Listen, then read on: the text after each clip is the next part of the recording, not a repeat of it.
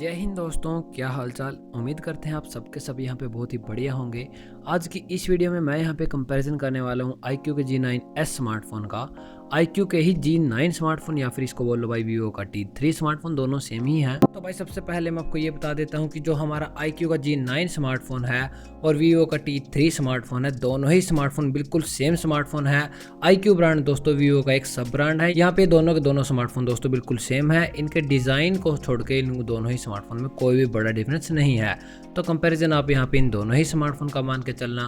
तो कंपैरिजन हम यहाँ पे स्टार्ट कर लेते हैं दोस्तों इन दोनों स्मार्टफोन का। सबसे पहले डिस्प्ले के साथ तो iQOO के G9s स्मार्टफोन में हमें देखने को मिलती है 6.77 इंचज की full HD plus curved AMOLED display, जो कि पंच होल के साथ यहाँ पे आती है। 120 हर्ट्ज का रिफ्रेश रेट दिया गया है, 1800 निट्स की पीक ब्राइटनेस और HDR10+ का सपोर्ट आपको देखने को मिल जाएगा। कोई भी गोरिल्ला ग्लास का प्रोटेक्शन आपको यहाँ पे देखने को नहीं मिलेगा दोस्तों। दूसरी और Vivo के स्मार्टफोन में हमें देखने को मिलती है 6.67 इंचज की full HD plus flat AMOLED display, जो कि पंच होल के साथ यहाँ पे आती है। 120 हर्ट्ज का रिफ्रेश रेट दिया गया है, 1800 निट्स की पीक ब्राइटनेस और HDR10+ का सपोर्ट हमें इस डिस्प्ले में देखने को मिल जाएगा। तो ओवरऑल कंटेंट वॉचिंग की बात करें, देखो भाई रेजोल्यूशन सेम है, रिफ्रेश रेट सेम है, एमोलेड पैनल है, कंटेंट वॉचिंग एक नंबर की हो जाएगी दोनों स्मार्टफोन में। बट भाई फ्लैट डिस्प्ले है G9 स्मार्टफोन में, गेमिंग के लिए अच्छी रहेगी। प्रीमियम डिस्प्ले है, आपको कर्व डिस्प्ले मिल जाएगी G9s स्मार्टफोन में, जो कि भाई फ्लैक्स करने के लिए अच्छी रहेगी। आप अपनी चॉइस के हिसाब से भाई फ़ोन चूज़ कर सकते हैं। डिस्प्ले में यहाँ पे दोनों स्मार्टफोन एकदम ज़बरदस्त दिए गए हैं। आगे हम यहाँ पे बात कर लेते हैं दोस्तों इनके चिपसेट की, यानी कि परफॉर्मेंस की। तो iQOO के G9s स्मार्टफोन में हमें देखने को मिलता है MediaTek का Dimensity 7300 प्रोसेसर। इसके नाम पर मत जाना दोस्तों, परफॉर्मेंस इसके MediaTek के Dimensity 7200 से थोड़ी सी कम निकल के आती है। 4 नैनोमीटर के ऊपर ये बेस्ड है और इसका एंटूटू स्कोर निकल के आता है 7,10,000 के आसपास। LPDDR4S की इन्होंने यहाँ पे रैम दी है और UFS 2.2 की स्टोरेज देखने को मिल जाएगी। गेमिंग आप यहाँ पे अब भी 60 FPS पर कर पाएंगे और यहाँ पे भाई डे टू डे यूसेज में ये प्रोसेसर आपको बिल्कुल भी दिक्कत नहीं देगा। दूसरी और Vivo के स्मार्टफोन में हमें देखने को मिलता है MediaTek का Dimensity 7200 प्रोसेसर, जो कि हमें Vivo के T2 Pro स्मार्टफोन में भी देखने को मिल जाता है। 4 नैनोमीटर के ऊपर ये बेस्ड है और इसका एंटूटू स्कोर निकल के आता है करीब 7,20,000 के आसपास। LPDDR4S की हमें यहाँ पे रैम देखने को मिलेगी और UFS 2.2 की स्टोरेज दी गई है। तो भाई इनके नाम पे मत जाना, प्रोसेसर के 7300 जो प्रोसेसर है वो आपको कम परफॉर्मेंस प्रोवाइड करेगा एज कम्पेयर टू MediaTek 7200 के, जो कि iQOO के G9 स्मार्टफोन में दिया गया है। तो मेरे हिसाब से भाई आपको यहाँ पे 10-12% एक्स्ट्रा परफॉर्मेंस मिल रही है G9 स्मार्टफोन में। सेम प्राइस कैटेगरी के अंडर गेमिंग आपकी प्रायोरिटी है तो आप G9 स्मार्टफोन को ले लेना। अदरवाइज भाई दोनों स्मार्टफोन लगभग सेम ही परफॉर्मेंस यहाँ पे प्रोवाइड करते हैं। सेटिंग्स तो आप 60 FPS पर ही गेमिंग कर पाएंगे।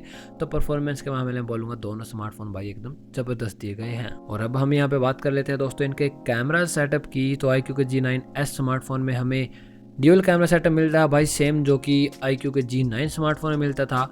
50 मेगापिक्सल का प्राइमरी कैमरा OIS के सपोर्ट के साथ आता है, 2 मेगापिक्सल का डेप्थ कैमरा। कोई भी अल्ट्रा वाइड एंगल कैमरा का सपोर्ट नहीं दिया गया। दूसरी और Vivo के स्मार्टफोन में हमें यहाँ पे देखने को मिलता है दोस्तों एक ट्रिपल कैमरा सेटअप। भाई नाम का ट्रिपल कैमरा है, काम का कैमरा इनमें बस एक ही है, जो कि है 50 मेगापिक्सल का प्राइमरी कैमरा।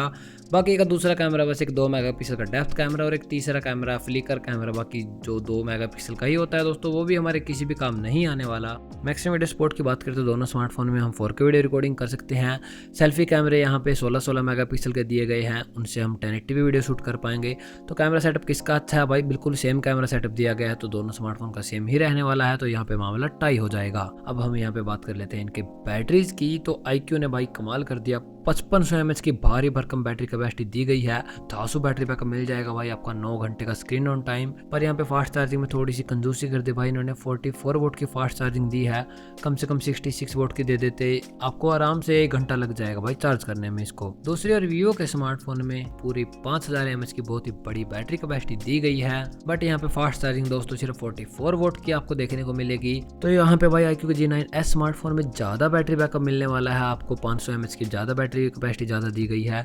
पर फास्ट चार्जिंग तो वही रहने वाले भाई 44 वोट की। तो प्लस पॉइंट यहाँ पे G9s स्मार्टफोन की तरफ बन जाता है। नेटवर्क एंड कनेक्टिविटी की बात करें तो भाई यहाँ पे भी बिल्कुल सब कुछ सेम दिया गया है।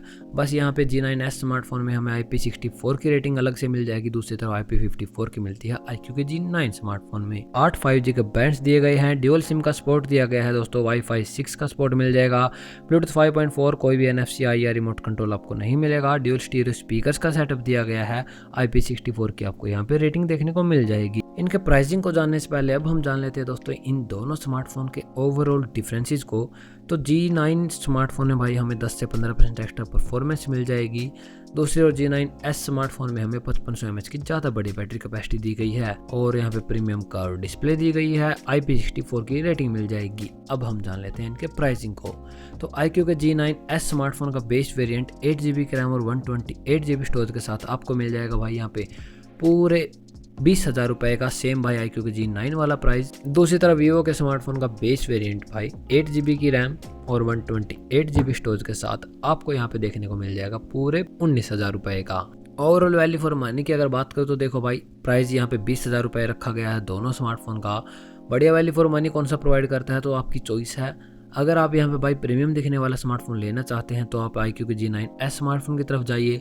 और अगर आपकी गेमिंग प्रायोरिटी है, हालांकि G9 स्मार्टफोन का प्राइस अब की बार 18,000 भी हो सकता है, तो भाई उस हिसाब से यहाँ पे iQOO के G9 स्मार्टफोन ले सकते हैं गेमिंग अगर आपकी चॉइस है तो यही थे दोस्तों मेरे कुछ ऑनेस्ट ओपिनियन इन दोनों स्मार्टफोन के बारे में। मिलते हैं नेक्स्ट वीडियो में। इस वीडियो में इतना ही। Bye bye.